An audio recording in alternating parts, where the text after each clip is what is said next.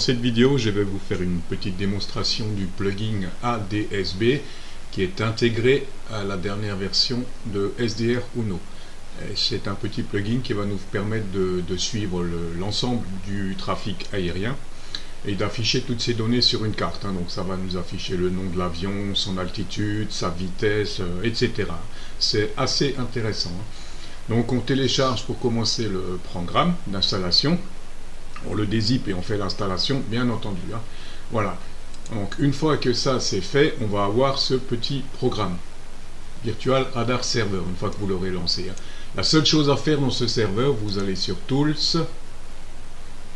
Options, Récepteur. Récepteur, là on sélectionne, on regarde que ça soit bien AVR qui est sélectionné. Et le port 30005, c'est tout ce qu'il y a à faire. Et on fait OK. Voilà. Ensuite, je ne sais pas maintenant si je l'avais déjà ouvert ou pas. Si je l'ai ouvert. Donc on va charger donc, le plugin ADSB. Vous sélectionnez ADSB et vous faites Load Plugin. Une fois que la fenêtre est ouverte, vous faites Start en bas. Bon, moi je l'ai déjà lancé, donc voilà. Et vous aurez ces données qui vont s'afficher. Donc, ces données, ça correspond à tous les vols qu'il y a au-dessus de chez vous, tous les avions qu'il y a. Donc voilà. Ensuite, notre Virtual Radar Server, on l'a déjà paramétré. Donc il suffit de cliquer sur le lien qu'il nous a donné pour afficher tout le trafic directement sur une carte.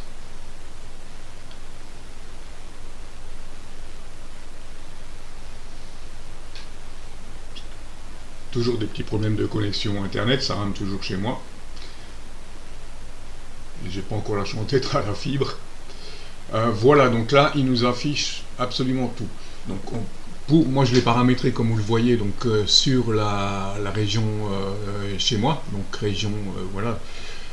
Donc pour paramétrer le logiciel, c'est tout simple. Vous allez dans Menu, Options, tout simplement.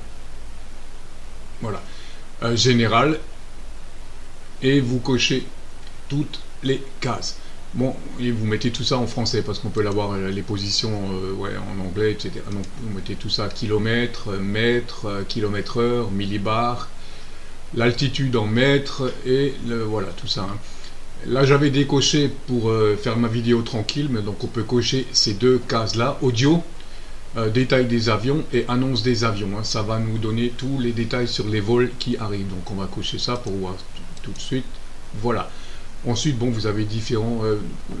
là, cochez par contre la case afficher la position courante et utiliser la position GPS. Voilà, donc après on a différentes options pour la carte, les avions, pour afficher les avions, on peut sélectionner des différentes icônes, etc. Bon, enfin ça, je ne vais pas trop rentrer dans les détails. Voilà, ensuite dans le menu, il suffit tout simplement d'aller sur raccourci, vers position courante, voilà.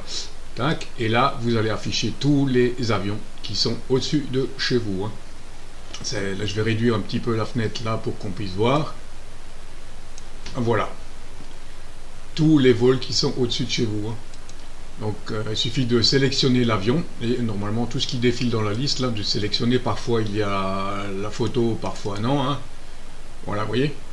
Là par exemple pour ce vol là on a la photo. Lufthansa, pareil, ouais, l'altitude, Registration Delta, voilà. Hyphen Alpha India, Uniform India. Donc là, il nous donne Registration Hotel Bravo, voilà. Hyphen Juliette X-Ray Echo. Vous êtes prêts TPY à suivre tout le trafic aérien au-dessus de chez vous. Et c'est vraiment très intéressant. Call sign Echo Zulu, Sierra 49 Papa Québec. Je vais attendre qu'elle ait fini. Voilà. Route note non.